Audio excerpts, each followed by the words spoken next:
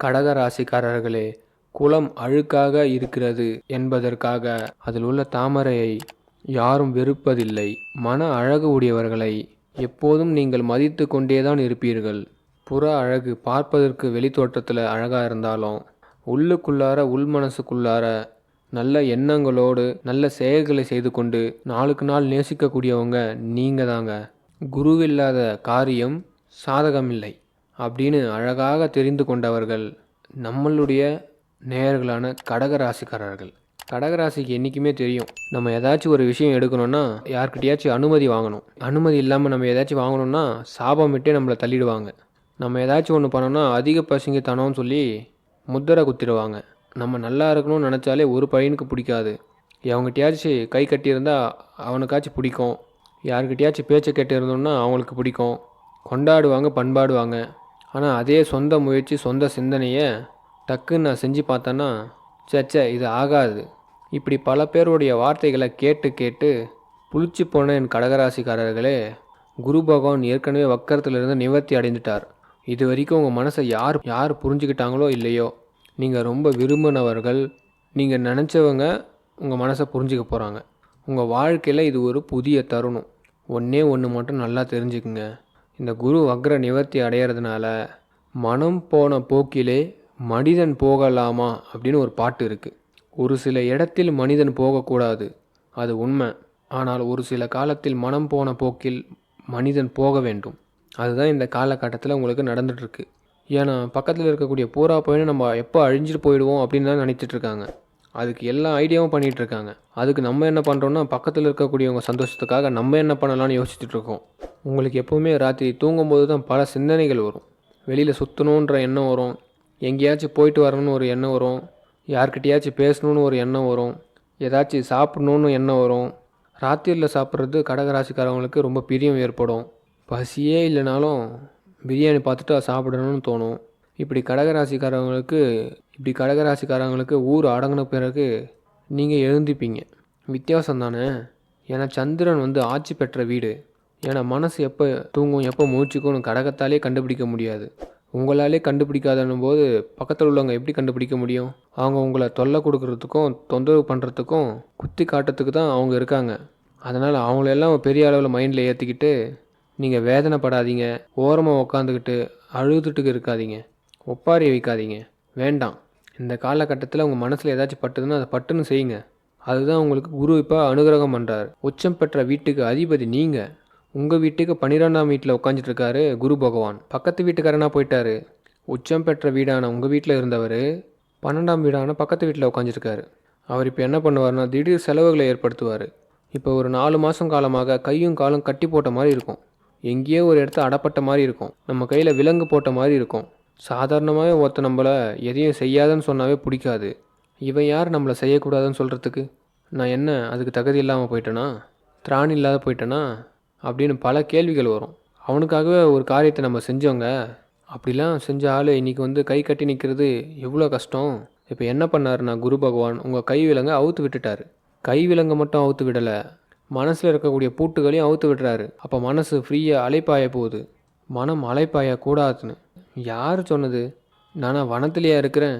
என் மனம் அலைப்பாய்ந்தால் நல்லது தான். நான் ஒன்றும் காட்டில் இல்லை, வனவாசத்தில் இல்லை, கம்யூனிகேஷனில் இருக்கிறேன். 5G 6Gயில் வரேன். இப்போ போய் மனசை கண்ட்ரோல் பண்ணணும்னா எந்த ரூபத்தில் போய் நான் கண்ட்ரோல் பண்ணுறது? நான் தப்பாக போக மாட்டேன், தப்பான முடிவு எடுக்க மாட்டேன். என் புத்தியில் நான் சொல்லிட்டேன்னா என் மனசு நான் எங்கே வேணால் போகலாங்க, எதை வேணால் பார்க்கலாங்க. அதை பார்த்துட்டு அது தப்பு ரைட்டுன்னு அப்போ தாங்க அதுக்கு தெரியும். எதையுமே பார்க்காம எதையுமே தெரிஞ்சிக்காம இதெல்லாம் தப்பு இதெல்லாம் சரின்னு யாரோ சொன்னதை மட்டும் என் மைண்டு கேட்டு கேட்டு முதிர்ச்சி இல்லாமல் போயிடுச்சு. இதுதான் கடகத்துடைய தன்மை. இன்றைக்கி தயவு செஞ்சு கடகராசிக்காரவங்க தயவு செஞ்சு ஃப்ரீடமாக இருங்க. போதும். எத்தனை சோகங்கள், எத்தனை வருத்தங்கள், எத்தனை வேதனைகள், எத்தனை மன கசப்புகள். இத்தனைக்கும் என்ன காரணம்? யார்கிட்டயே கட்டுப்பாட்டில் இருந்துருக்கிறோம். கட்டுப்பாட்டில் மனசை மட்டும் வைக்கக்கூடாதுங்க, கட்டு அவுத்து விடணும். அப்போ மனசு சொல்லும் அது கெட்டது கிடையாது, அது எல்லாத்தையும் போய் பார்த்துட்டு வரும். ஓகே, இங்கே ஏதோ ஒரு தப்பு இருக்குது, இங்கே சரி இருக்குது. அவ்வளோ புத்திசாலித்தனம் இல்லாமையே போயிட்டோம். குரு பகவான் உங்களுக்கு 12ஆம் இடத்துல இருந்துட்டு உங்களுக்கு சுப விரயங்களை கொடுக்குறார். உங்கள் மனசுக்கு பிடிச்ச மாதிரி வாழ வைக்க போகிறார்.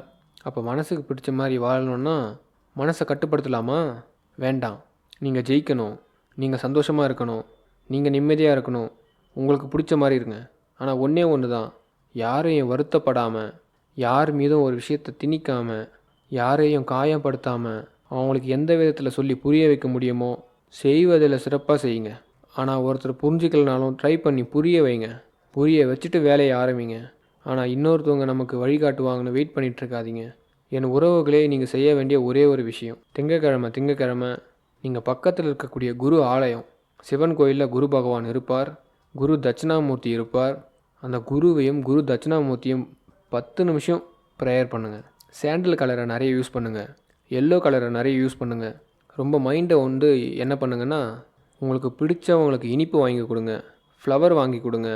யார் என்ன வேணாலும் சொல்லட்டும், தூற்றுவார் தூற்றட்டும், போட்டுவார் போற்றட்டும், போகட்டும் அனைத்தும் கிருஷ்ணனுக்கு. இந்த ஒரு எண்ணத்தை பதிவு பண்ணி வைங்க. குரு உங்களுக்கு சக்ஸஸை கொடுக்க போகிறாரு. நம்ம அழகாக ஒரு விஷயத்தை பற்றி இன்றைக்கி பேச போகிறோம். அதில் ரொம்ப முக்கியமாக நடைமுறை வாழ்க்கையில் இருக்கக்கூடிய சின்ன சின்ன சிக்கல்களை எப்படி சமாளிக்கிறது அப்படின்றது தான் நம்ம இன்றைக்கி பேச போகிறோம். இதில் முதல்ல இந்த உலகத்தில் யாராச்சும் வழி நடத்துனாங்க அப்படின்னா நம்ம ரொம்ப சீக்கிரமாக முன்னேற முடியும். உலக வரிசையில் பணக்காரவங்க வரிசையில் இருக்கக்கூடியவங்களாம் பார்த்தீங்கன்னா யாரோ ஒருத்தவங்க வழி நடத்தினவங்க தான். யாருமே தானாக தோன்றிய சுயம்பு லிங்கங்கள் கிடையாது. நீங்கள் யோசிச்சு பாருங்கள், முதல்ல ஒரு பிளான் போட்டவங்க வெற்றி அடைகிறாங்களா, அந்த பிளான் போட்டு அதில் தோல்வி அடைந்து வெளியே போயிட்டு அப்புறம் இன்னொருத்தவங்க வந்த அப்புறம் தான் அதில் வெற்றி அடைவாங்க. இன்றைக்கி நம்மளுடைய ஜென்ரேஷனில் நம்ம நிறைய விஷயங்களை தெரிஞ்சுக்கிறதுக்கு முக்கிய காரணம் யாராக இருக்கும் அப்படின்னா நம்ம கற்றுக்கிறது தான். ஒவ்வொரு நாளும் ஒவ்வொரு பாடத்தை ஆண்டவன் கற்றுக் கொடுக்குறான். எல்லாருடைய வாழ்க்கையும் நீங்கள் எடுத்துக்கலாம். நிம்மதியாக நீங்கள் ஒரு நாள் தூங்குறீங்கன்னா அடுத்த நாள் அந்த நிம்மதியோடு ஏஞ்சிக்கணும் அப்படின்னா நீங்கள் ஏதாச்சும் ஒரு பாடத்தை கற்றுக்க போகிறோம் அப்படின்னு சொல்லிட்டு ஏஞ்சிக்கணும். இன்றைக்கி என்ன நடக்க போதோ தெரியல அப்படின்னு அந்த நாள் நல்ல நாளாக இருந்தால் கூட நமக்கு விரயமாயிடும். இன்றைக்கி இந்த பாடத்தை இந்த காலகட்டம் நமக்கு கற்றுக் கொடுக்க போகுது. ஒரு குடும்ப உறுப்பினரால் அந்த பாடத்தை கற்றுக்கலாம், என்னுடைய தொழிலால் அந்த பாடத்தை கற்றுக்கலாம், என்னுடைய நண்பர்களால் அந்த பாடத்தை கற்றுக்கலாம், இல்லைனா ஊடகத்தின் மூலியமாக அந்த பாடத்தை கற்றுக்கலாம். ஏதோ ஒரு வகையில் நான் அந்த பாடத்தை கற்றுக்கொள்ள போகிறேன் அப்படின்றது தான் உறுதி. இன்றைக்கி எந்த பாடத்தை எடுக்க போகிற நீ, எனக்கு நான் தயாராக இருக்கிறேன் அப்படின்னு இந்த பிரபஞ்சத்தை பார்த்து ஒரு கேள்வியை வச்சுட்டிங்கன்னு வச்சுக்கோங்க, மரணம் என்னைக்கு அப்படின்னு தெரிஞ்சிட்டா யாராச்சும் நிம்மதியாக இருக்க முடியுமா? இன்னும் ஒரு 10 நாள் தான் நம்ம இருப்போம் அப்படின்னு சொன்னால் நம்ம நிம்மதியாக இருக்க முடியுமா? அதே 10 நாளில் இந்த இலக்கை அடைய போகிறேன், இந்த வெற்றியை அடைய போகிறோன்னா இவ்வளோ நம்பிக்கையோடு இருப்பேன். 10 நாளில் எனக்கு கிடைச்சிருமா? ரொம்ப கஷ்டமாக இருக்குங்க. எனக்கு ஒரு வேலை கிடைச்சிட்டா போதும், கல்யாணம் ஆகிட்டா போதும், குழந்த பிறந்தா போதும், தொழிலில் வெற்றி அடைஞ்சால் போதும், நான் ஜெயிச்சிட்டா போதும், அரசியலில் சீட்டு கிடைச்சா போதும், 10 நாளில் இது நடக்க போகுது அப்படின்னு சொன்னால் எப்படி இருக்கும்? எவ்வளோ ஒரு ஹாப்பி. இதுவே 10 நாளில் செத்து போயிடுவேன் அப்படின்னா புரியுதா? அப்போ நெகட்டிவான வேர்ட்ஸ் எங்கெல்லாம் வருதோ, அப்போ நம்ம மனசு ஏற்றுக்க முடியாத வார்த்தைகள் எங்கெல்லாம் வருதோ அந்த இடத்த விட்டு முதல்ல ஒதுங்கி வாங்க. இந்த உலகம் ஒரு சவால், இந்த பாடத்தை நான் ஒரு பாடமாக ஏற்றுக்கொள்கிறேன் அப்படி ஒரு சபதம் எடுத்து ஒவ்வொரு நாளும் பொழுது விடியும் போது நம்பிக்கையோடு எழுஞ்சி பாருங்கள். நமக்கே ஒரு ஆச்சரியமாக இருக்கும், இன்றைக்கி நான் வெற்றி பெற்றுவேன்டா, சமாளிச்சிடுவேன்டா அப்படின்னு. இதுதாங்க வாழ்க்கை. அப்போ இதெல்லாம் நமக்கு யார் தருவா? அப்படிப்பட்ட குரு உங்களுக்கு அற்புதமான விஷயங்களை இந்த காலகட்டத்தில் கொடுப்பார். நீங்கள் எல்லாருமே என்னுடைய உறவுகள், நீங்கள் எல்லாருமே என்னுடைய நண்பர்கள். ஒரு நண்பனாக, ஒரு குருவாக நான் என்றும் உங்களோட தொடர்பில் இருப்பேன். என்றைக்குமே நீங்கள் தன்னம்பிக்கையோடு இருக்கணும். நம்ம வாழ்க்கையில் பல டிஸ்டர்பன்ஸ் வரும், நிறைய டிஸ்டர்பன்ஸ் வரும், மனசில் அழுத்தங்கள் வரும், திருத்தங்கள் வரும். இதெல்லாம் நம்மளால தான் வருமானு கேட்டால் பக்கத்தில் இருக்கக்கூடியவங்களால வரும். அவங்க ஏதாச்சும் சொல்லக்கூடிய வார்த்தைகள் நமக்கு ரொம்ப வலியை கொடுக்கும். நமக்கு வலி இருக்குன்னே அவங்களுக்கு தெரியாமல் அவங்க ஈஸியாக கடந்து போயிடுவாங்க. அதை நம்மளால் கடந்து வர முடியாது, நம்ம சிக்கிப்போம். நம்ம பட்ட ஆசைகள், நம்ம பட்ட ஏதோ ஒரு நம்பிக்கை, நம்ம ஒரு விஷயத்தை நம்பும்போது அது ஈஸியாக இருக்கும்னு நினைப்போம். அது போக போக ரொம்ப டஃப்பாக இருக்கும். இப்படிலாம் இருக்கக்கூடிய நேரத்தில் தான் இறைவனை ரொம்ப நம்ம வழிபாடு பண்ணணும். இந்த உலகத்தில் நல்ல சக்தின்னு ஒன்று இருக்குது, கெட்ட சக்தின்னு ஒன்று இருக்குது. கெட்ட சக்தியை பற்றி நம்ம நினைக்க வேண்டாம், நல்ல சக்தியை பற்றி நம்ம நினைப்போம். நல்ல சக்தியை நம்ம எப்படி கொண்டு வரணும்னா, நல்லவர்களோடு பேசுவது, நல்லதை பேசுவது, நல்லதை நினைப்பது. ரொம்ப சிம்பிளாக தெரிஞ்சுக்குங்க. வாயிலிருந்து வரக்கூடிய வார்த்தைகளை விட மனசில் நினைக்கக்கூடிய எண்ணத்துக்கு அதிகம். அந்த எண்ணத்தை அறிந்தவன் தான் இறைவன். இறைவன் அப்படின்னா மனசில் இருக்கக்கூடிய விஷயத்தை அறிந்தவன். அதனால் அந்த எண்ணத்தை என்ன பண்ணுவான், அப்படியே ஆகட்டும் அப்படியே ஆகட்டும்னு சொல்லிக்கிட்டே இருப்பான். அப்போ எண்ணத்தில் இப்போதைக்கு நல்ல விதையை போடுவோம். நம்ம நேயர்கள் என்றைக்குமே குரு அருளை பெற்றவர்கள். நிச்சயமாக நம்ம என்றைக்குமே உங்களுக்கு துணையாக இருப்போம். கவலைப்படாதீங்க, நல்லதே நடக்கும். நன்றி.